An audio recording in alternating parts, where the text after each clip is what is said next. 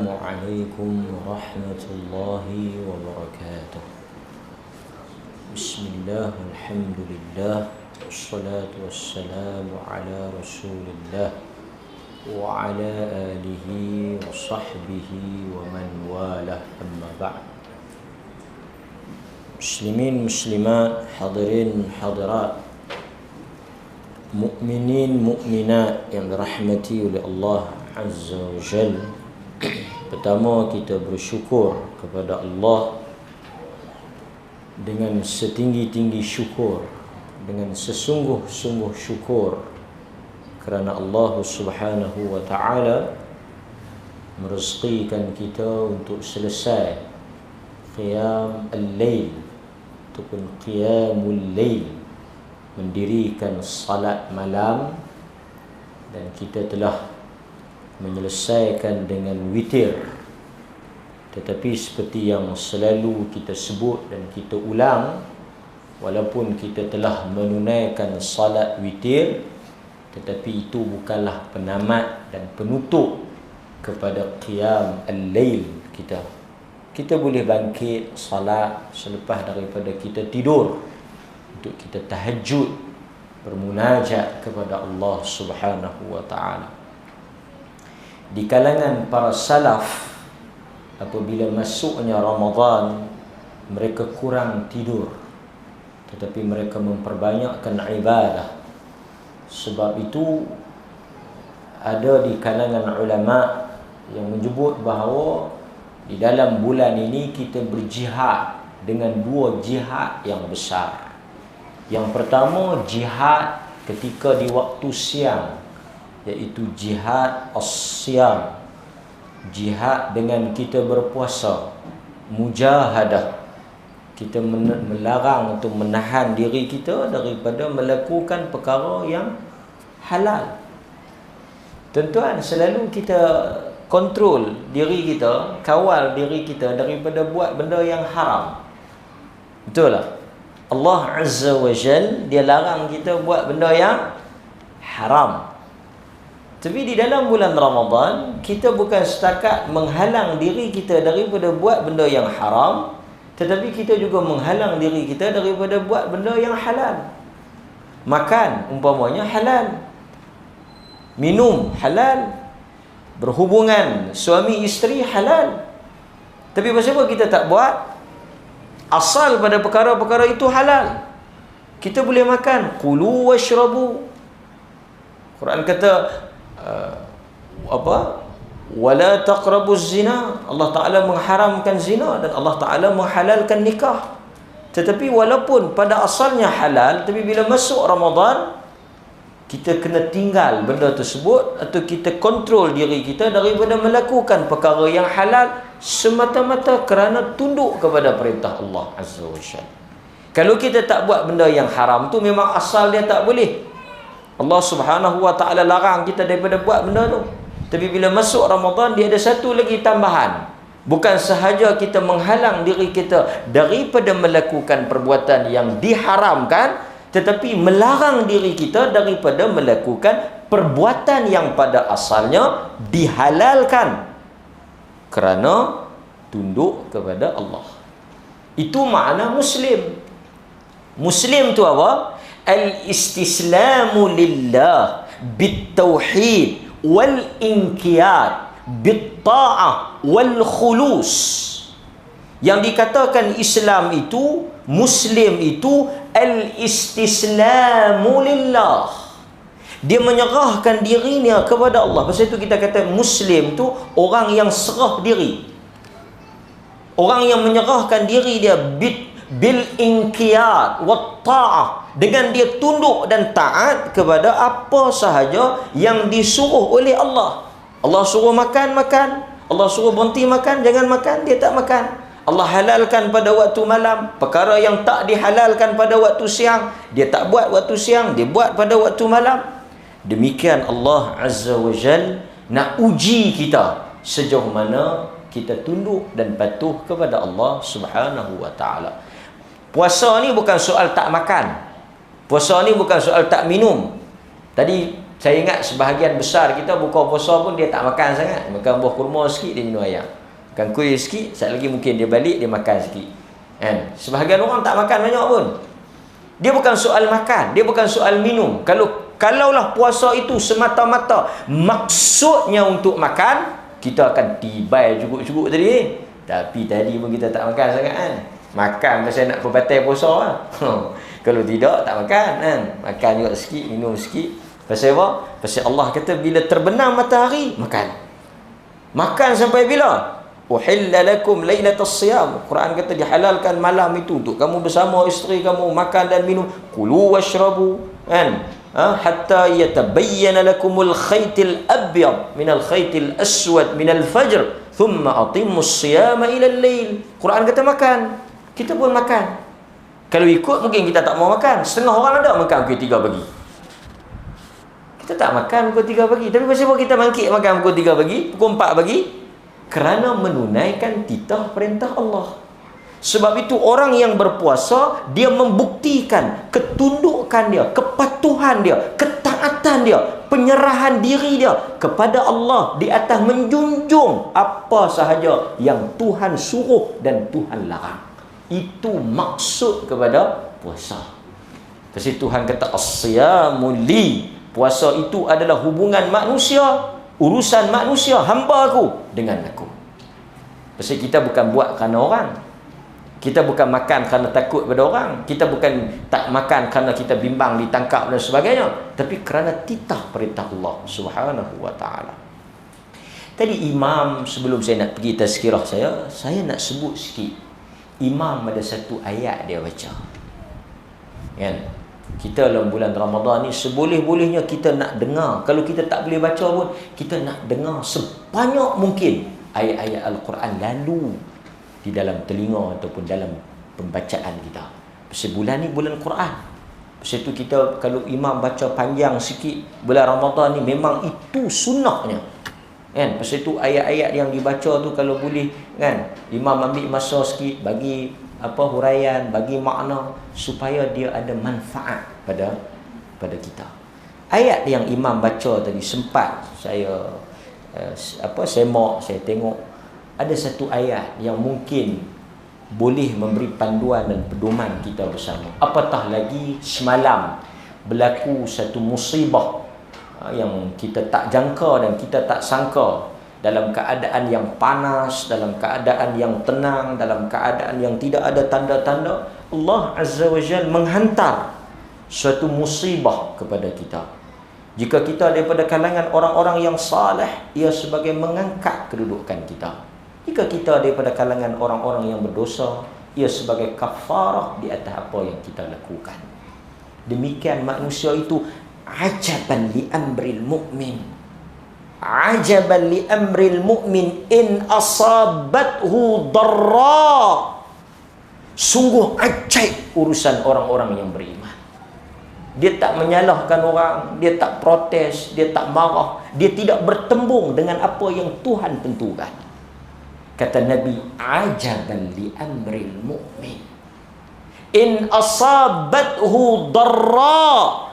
Jika Tuhan memberikan sesuatu yang buruk pada dia, sabarlah, dia sabar.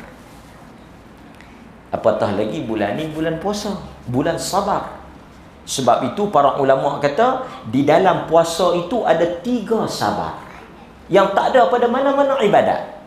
Sabar ini ada 3 jenis, yang ketiga-tiganya terkandung di dalam puasa. Bila kita puasa, pertama kita sabar apa? Sabar tak buat benda Tuhan larang. Nak tak buat benda yang Tuhan larang ni kena sabar. Kalau tak sabar, aku kalau tak sabar bosan. Tambah apa?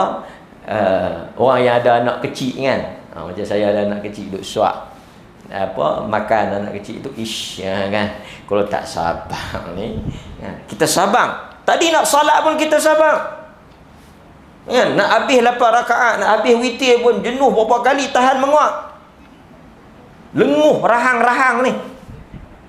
Kan? Berdiri tu tak tahu nak habaq lah. Kalau tak sabar pasal 2 rakaat tuang balik lah. Sabar. Ada dalam puasa ni sabar, kata para ulama, sabar dalam menunaikan suruhan Allah terkandung di dalam puasa. Yang kedua, sabar apa? Sabar meninggalkan larangan Allah. Macam saya sebut tadi, Tuhan tak bagi makan, Tuhan tak bagi minum. Tu sabar tu. Tahan diri kita. Kan? Tahan tak buat, tahan tak makan, tahan tak minum. Tahan. Kan? Kontrol kita punya nafsu kita. Yang ketiga, sabar menanggung musibah. Sabar menanggung musibah. Saya pergi beli makan petang tadi, sembang dengan satu orang ustaz. Dia jual nasi Arab, Pak Ustaz. Dia marin ribut tolak dia punya kemah. Kan? Kita duk pegang-pegang ribut tolak. Habis ceramuk makan semua tak boleh menega. Dia kata Allahul musta'an, mudah-mudahan Allah Ta'ala tolong. Ini orang beriman, dia tengok tu sebagai satu, dia deal, dia berurusan dengan takdir itu. Sabar. Alhamdulillah ala kulli hal. Di atas setiap Tuhan, alhamdulillah.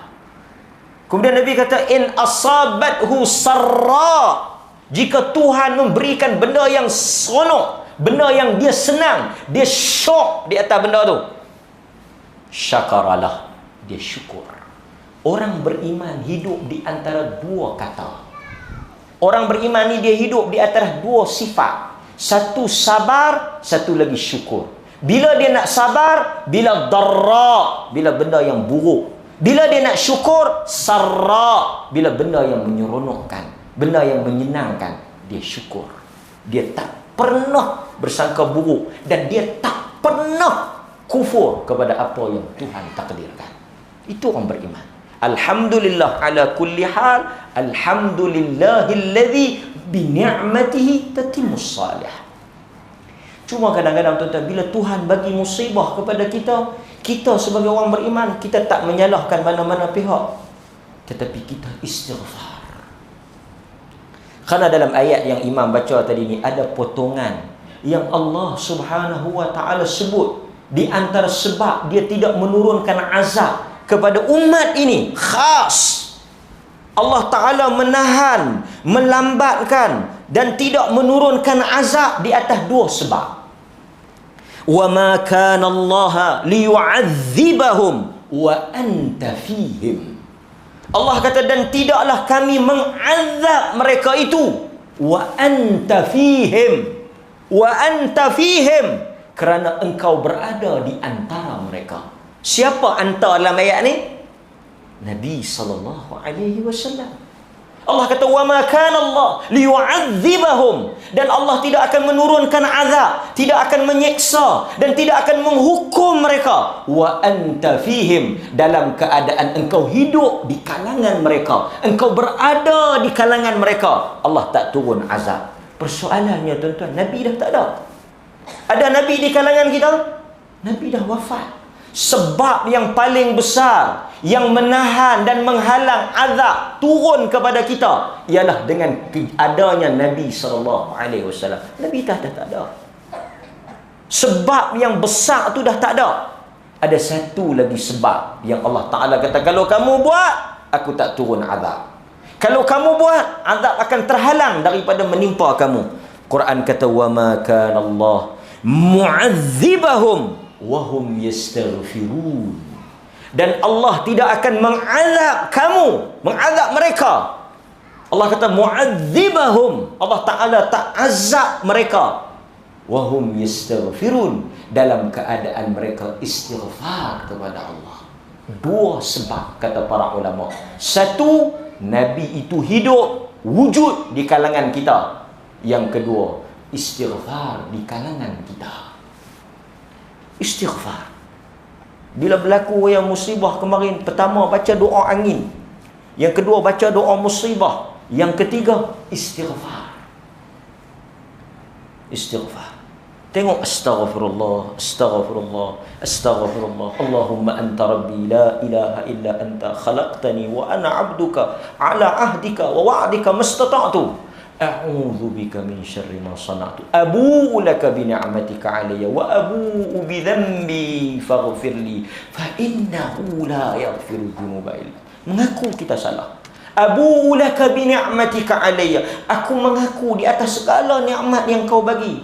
Wa abu'u bi dhanbi. Dan aku mengaku, ya Allah, aku melakukan dosa. Faghfirli. Ampunkan aku. Nabi kata kalau banyak orang istighfar, ramai orang istighfar dalam satu-satu kaum, Allah tahan azab dan musibah daripada kena kaum itu. Tapi kalau kita nak banding apa yang berlaku, hanyalah sekecil sahaja daripada apa yang berlaku di luar dan lebih tempat-tempat yang lain. Sebahagian kecil. Sebahagian saya pergi buka puasa dengan Datuk Mufti semalam. Di rumah dia kawasan tu, bagi tahu dia tu kangau hujan ribut. Oh, dia kata rumah dia tak ribut, tak ada hujan. Maksudnya musibah yang kena pada kita ini masih kecil. Mungkin kerana adanya istighfar, tuan-tuan. Dan alhamdulillah setakat yang kita dengar, saya tanya Maib tadi pun, tak ada melibatkan kehilangan nyawa. Kita bersimpati, kita sedih, kita kesian tengok orang yang berniaga, orang yang diuji terbalik kopak rumah dia. Dan alhamdulillah rakyat Perlis begitu pantas menghulurkan bantuan lengkap. Mudah-mudahan Tuhan memberkati negeri ini di atas sikap rakyatnya yang bila dengar yang musibah, bukan setakat duk sibuk kalut hantar gambar video tu satu, tak apalah, itu berkongsi maklumat, baguslah nak bagi tahu orang yang tak tahu. Tapi satu lagi benda yang bagus apa dia? Amil-amil ni, jawatan kuasa masjid semua tanya dalam grup-grup ni, mana rumah yang ni, mana rumah. Ini semua ukhuwah Islamiah. Puasa itu telah bagi kesan kepada kita untuk rasa, walaupun kita langut bumbung kita tak tercabut, kita langut hujan setitik tak masuk, tapi kita duk fikir rumah orang. Dalam grup-grup sekolah pun cikgu-cikgu tanya mana lagi rumah yang banjir pun semua, siapa yang ada musibah, kutip duit terus. Orang bagi duit. Dalam grup sekolah anak saya tu bagi duit. Hari tu kutip, hari tu juga pergi hantar. Ini ukhuwah. Ini yang kata innamal mu'minuna ikhwah. Yang Nabi kata al-mu'min kal-bunyan yashuddu ba'duhum ba'da. Orang beriman itu seperti bangunan, saling kuat menguat, tolong menolong, kukuh mengukuhkan. Dan apabila ada satu anggota yang sakit, anggota lain juga akan tumpang sakit. Ini mukmin. Siapa yang tak rasa sedih dengan kejadian semalam, siapa yang tak bertindak untuk menolong mangsa, dan siapa yang tak ada simpati, dia bukan mukmin dalam tajuk itu. Kerana orang mukmin, dia tak akan boleh duduk sengak, dia tak akan boleh tenang dalam keadaan. Sebab tu Nabi kata dalam satu tubuh, kalau satu ishtaka udun, satu anggota sakit, satu anggota mengadu sakit, seluruh anggota itu merasa sakit dan tak boleh tidur. Itu mukmin, kata Nabi. Kita mukmin lah. Mukmin lah. Kita orang-orang beriman. Jadi ada anggota kita, keluarga kita, saudara kita, sahabat kita, kita bangkit doa. Kita jangan kata pula alhamdulillah rumah aku tak kena, biar dia pada engkau. Itu bukan mukmin. Orang mukmin tak cakap macam tu. Dan orang mukmin bukan satu orang yang seronok di atas musibah yang kena pada orang lain. Pasal itu kadang-kadang tuan-tuan, ujian ini nak ukur sejauh mana iman kita. Mudah-mudahan tuan-tuan, Nabi kita tak boleh panggil iman, Nabi kita tak boleh bagi hidup balik, tapi istighfar yang ada. Dan satu lagi yang itu mukadimah saya nak kongsi dengan tuan-tuan sebelum saya masuk tajuk saya yang saya nak cerita dengan tuan-tuan ni lah, kan? Sebab lama kita tak kuliah, kan? Kuliah sikit bagi tazkirah, kan? Apa yang saya nak kongsi pada tuan-tuan, di dalam Al-Quran, kita banyak baca Quran. Di dalam Al-Quran, Allah Azza wa Jal, dia suka buat mithal, perbandingan, contoh. Dia suka buat perbandingan untuk kita melihat dan kita mengambil pengajaran. Pasal itu dalam Al-Quran dia ada al-amthal, yakni perbandingan yang Allah jadikan untuk kita belajar daripada perbandingan itu. Antara perbandingan yang menarik yang Allah buat contoh untuk kita semua ambil pengajaran di dalam surah At-Tahrim ayat 6 ayat yang ke-10 surah nombor 66. At-Tahrim ni surah nombor 66. Dalam Al-Quran ada surah 14, dia nombor 66. Ayat yang ke-10. Kalau tuan-tuan mungkin balik boleh tengok, boleh baca, ataupun tuan-tuan dah lalu, Allah bagi satu perbandingan kepada kita tentang dua situasi. Perbandingan ni dia kena ada dua pihak lah. Kita nak banding satu A dengan B. Kita tak boleh kata kita buat perbandingan. Perbandingan apa? Tak ada perbandingan apa, satu je. Perbandingan ni dia ada A dengan B. Dia mesti ada dua, tiga. Pasal kita nak banding, tengok. Betul tak? Pasal itu kita boleh buat perbandingan tu apabila ada dua atau tiga. Contoh, Allah Azza wa Jalla dalam surah At-Tahrim ayat yang ke-10, Allah buat perbandingan tentang dua orang isteri. Pada sambungan ayat itu ada satu lagi isteri, so ada tiga. Daraballahu mathalan lilladzina kafaru imra'ata Nuh wa imra'ata Lut. Allah kata Daraballahu mathalan. Allah Ta'ala membuat satu perbandingan, example. Orang putih kata. Apa dia? Iaitu imra'at Nuh, isteri Nuh, dengan isteri Lut. Siapa dia ni? Ui, sakana. Bukan bini ustaz, bukan bini tok imam, bukan bini qadi, bukan bini tok syekh, bukan bini tok guru, bini Nabi. Tapi kesudahan kedua-dua orang isteri ini di mana? Quran kata wa qila dukhulan nar, dan kami katakan kepada keduanya, masuklah kamu ke dalam neraka. Itu dia tuan-tuan.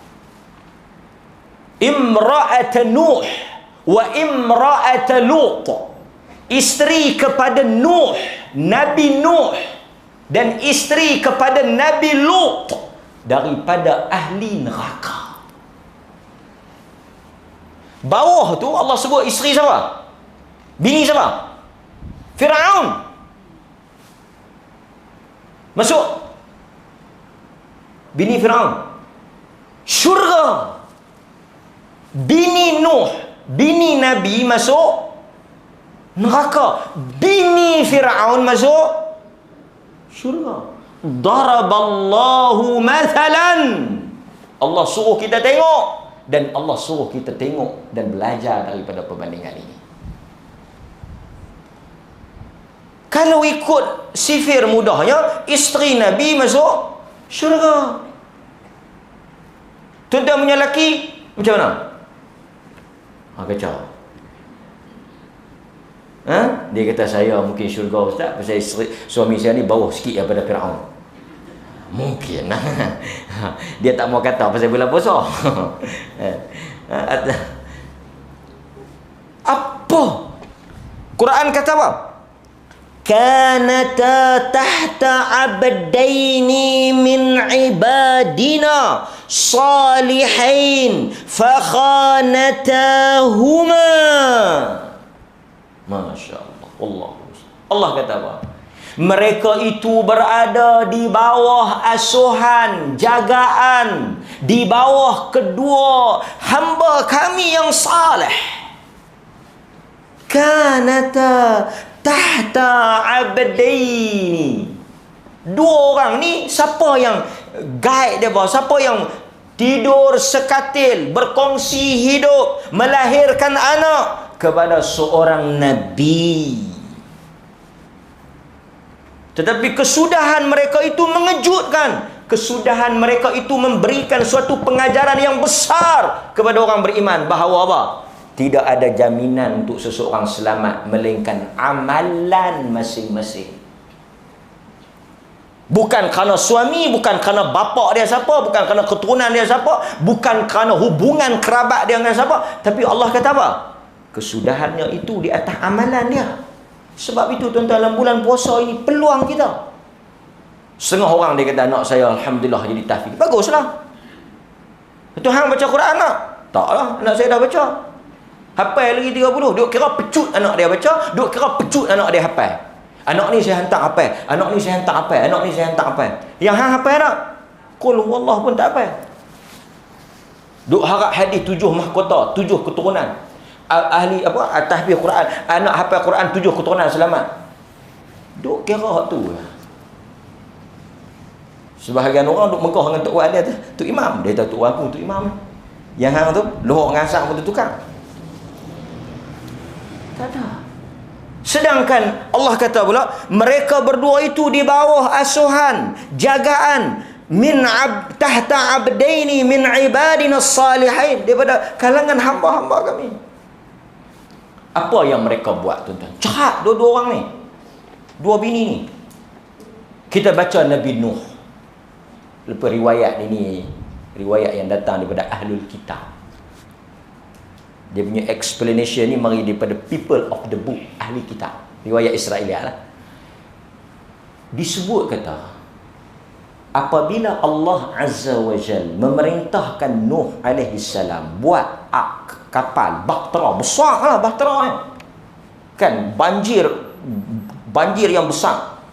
Hollywood buat filem Nuh, The Ark of Nuh, buat filem apa, John Cruiser jadi Nuh, sakan dengan janggut. Maksudnya Nuh bersih Bible pun ada janggut. Jadi janggut. Dia buat bahtera. Allah Subhanahu wa taala perintahkan buat terselindung daripada orang, buat satu tempat dalam hutan. Siapa pun tak boleh tahu. Sebab takut sabotaj dan takut orang piduk kata gila, orang piduk maki. Pasal apa? Pasal duk tak duk pi buat bot, macam tuan-tuan pi buat bot tengah buat kapal bahtera. Siapa yang bocor cerita pi habaq tempat? Dan kalau kita tengok di dalam susunan ayat, panjanglah kalau kita nak huraikan satu demi satu, tapi saya nak beritahu kat tuan-tuan, pada permulaan ayat cerita isteri Nabi Nuh alaihi salam tak menentang suami dia tau. Tak lawan suami dia, tapi di penghujung cerita dia menjadi pengkhianat kepada suami dia sendiri. Dia telah bocorkan lokasi dan kerja yang dibuat oleh suami dia. Tak ada jaminan hidayah ni. Tak ada jaminan tuan-tuan. Dan dia yang bocor sehingga orang boleh tahu tang mana Nuh buat kapal, dan orang pun sabotaj, orang kata macam-macam, gila dan sebagainya. Itu apa yang berlaku pada Nabi Nuh, dibuat oleh isteri dia. Dan bukan tu saja, Allah uji Nuh dengan anak dia. Dalam riwayat kata dia ada 4 orang anak, Sam, Ham, Yafis dan Kan'an. Dikatakan 3 ni beriman, tapi seorang tu, Kan'an tu, tak mau. So ada 3 anak bapa, 1 anak mak. Tapi saya nak bagi tahu tuan-tuan, demikian Quran gambarkan keluarga seorang nabi. Demikian bila kita baca kisah Nabi Allah Yusuf alaihi salam, yang mendengki dia, yang hasad dia, yang buang dia ke dalam telaga itu bin apa? Yusuf bin Yaqub. Yang rancang dia, yang buang dia dalam telaga, yang hampir menyebabkan dia terbunuh itu bin apa? Semua dia bin Yaqub. Bukan bin Ishaq, bukan bin Harun, bukan bin Musa, bin Yaqub. Artinya daripada keluarga yang sama. Hasad. Demikian Allah cerita tentang Imra'atan Lut, bini Nabi Lut. Nabi Lut masalah kaum sejenis.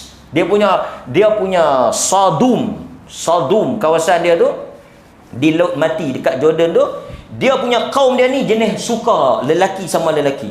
Pendekkan cerita, Allah hantar malaikat dalam bentuk orang lelaki yang segak cantik. Malaikat inilah yang pergi kat Nabi Ibrahim alaihissalam tu. Sebelum dia mari dekat Nabi Nuh, sebelum dia mari dekat Nabi Lut, dia singgah kat Nabi Ibrahim. Apabila tetamu dia sampai, Nabi Lut alaihissalam takut. Pasal kaum dia jenis, dia tak boleh tengok lelaki segak, dia nak tekam. Quran kata yahra'un. Word yang Quran guna tu, dia geram, dia tekak. Jadi Nabi Lut ni dia takut tau. Pasal dia kata saat lagi mereka akan buat tak elok pada tetamu dia. Buat tak elok pada tetamu dia. Apa yang Nabi Lut buat? Nabi Lut sembunyikan tetamu dia ni dalam rumah dia. Siapa yang mulut jahat, capui pergi cerita ni, tak ada siapa tahu. Tapi yang membocorkan, dalam sebahagian riwayat ahli kitab, dia kata apa? Dia kata isteri Nabi Lut telah bakar kayu api bagi asap untuk isyarat, kata hampa mai rumah aku, mai rumah Nabi Lut, ada lelaki untuk hangpa. Fakhanata, mereka telah khianat pada suami mereka. Dan yang mereka boleh tahu tu daripada mulut, daripada tindakan isteri Nabi Lut. Sebab itu hadirin mukminin, Nabi SAW, dan kita duk baca dah banyak dalam kisah apa, Firaun, Asiyah, isteri Firaun selamat min ahli jannah, daripada ahli syurga. Walaupun suami dia jahat, suami dia tagut. Quran kata idhaba ila Firaun innahu tagha. Quran kata pergi Musa dengan Harun berjumpa dengan Firaun, dia sesungguhnya tagut. Tapi isteri dia ahli syurga. Sebab itu Nabi kata sesiapa yang tidak diselamatkan oleh amalan dia, lam yusri amaluh. Sesiapa yang tidak diselamatkan oleh amalan dia tak menyelamatkan dia di akhirat esok, tak membantu dia, janganlah dia sangka keturunan dia boleh menyelamatkan dia.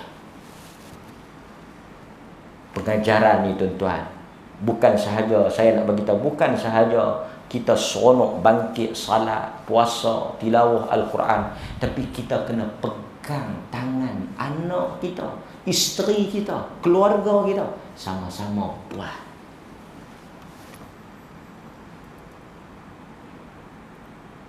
Tidak ada benda yang lebih besar dalam hidup seorang mukmin ni apabila dia boleh masuk syurga bersama dengan keluarga dia. Tu kekal di dalam syurga tu. Dan kita akan berjumpa. Quran kata dan akan disusuli orang-orang yang beriman itu daripada zuriat keturunan yang saleh. Syarat dia apa? Saleh. Hatta Nabi Ibrahim alaihissalam dalam hadis yang kita baca, dia bertemu dengan ayah dia Azar di akhirat esok, di padang mahsyar. Dia jumpa ayah dia. Apa yang ayah dia kata? Ayah dia nak beriman kepada Nabi Ibrahim. Ayah Nabi Ibrahim ni. Apa dia yang Nabi Ibrahim kata? Tak boleh. Ayah dia. Yauma la tamliku nafsun li nafsin syai'a wa la yuqbalu minha syafa'ah wa la yu'khadhu minha 'adlun wa la tanfa'uha syafa'ah. Pada hari itu tak ada siapa boleh tolong. Saya sebut hal ini kerana apa? Kerana dalam kegairahan kita, dalam kesemangat kita, keseronokan kita untuk mengejar Ramadan, jangan tinggalkan keluarga kita. Sama-sama kita pegang tangan mereka untuk menghidupkan Ramadan. Dan dia kata kepada Allah Ta'ala, kau dah janji untuk tak malukan aku. Kalau engkau masukkan ayah aku dalam neraka, dalam rupa dia yang sebenar, orang akan kena itu ayah Ibrahim, itu bapa Ibrahim, aku akan malu.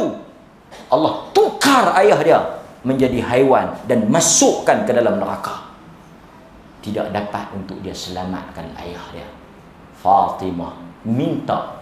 Nabi sebut ahli keluarga dia satu-satu. Nabi sebut nama anak dia Fatimah, Nabi sebut nama isteri dia, Nabi sebut nama ibu saudara dia. Nabi sebut dalam hadis. Nabi kata apa? Minta sekarang. Kerana di akhirat esok setiap manusia di atas amalan masing-masing.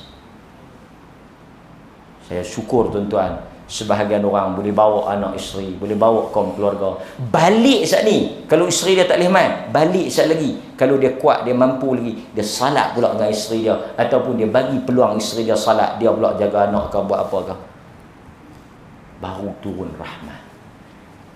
Cukup kot tuan-tuan, 10.30. Tapi sebelum saya nak sudahi apa yang saya tazkirah pada malam ini, saya mengajak seluruh rakyat Perlis dan seluruh umat Islam Mari kita sama-samakan doa kepada ulil amri pemerintah negeri Perlis Duli yang Maha Mulia, Tuanku Syed Sirajuddin Ibni Almarhum Tuanku Syed Putra, yang akan menjalani rawatan pada 1 hari bulan ni dengan satu doa. Mudah-mudahan Allah Subhanahu wa taala memberikan kesihatan dan rahmat kepada baginda. Bismillahirrahmanirrahim. Alhamdulillahi rabbil alamin. Wassalatu wassalamu ala asyrafil anbiya'i wal mursalin wa ala alihi wa sahbihi ajma'in. Ya Allah, ya Hayyu ya Qayyum, ya Syafi, Engkau berikanlah kesembuhan kepada hamba-Mu, Raja kami, Tuanku Syed Sirajuddin Ibni Almarhum Tuanku Syed Putra Jamalul Lail, yang akan menerima rawatan dengan kesembuhan yang baik. Ya Allah, Engkau mudahkanlah segala urusan baginda, ringankan segala bebannya, liputilah jiwa baginda dengan iman serta kebahagiaan. Engkau limpahkanlah jasad dan umur baginda dengan penuh keberkatan. Demikian juga ya Allah, Engkau limpahkanlah dengan penuh keberkatan kepada sekalian rakyat, supaya dilimpahi kebahagiaan, kemudahan, diiringankan segala beban, diselamatkan daripada segala bencana. Peliharalah Raja pemerintah negeri kami. Wassallallahu ala nabiyyina Muhammad wa ala alihi wa sahbihi wasallam. Walhamdulillahi rabbil alamin. Amin. Wassallallahu ala nabiyyina Muhammad wa ala alihi wa sahbihi wasallam. Walhamdulillahi rabbil alamin. Wassalamu alaikum warahmatullahi wabarakatuh.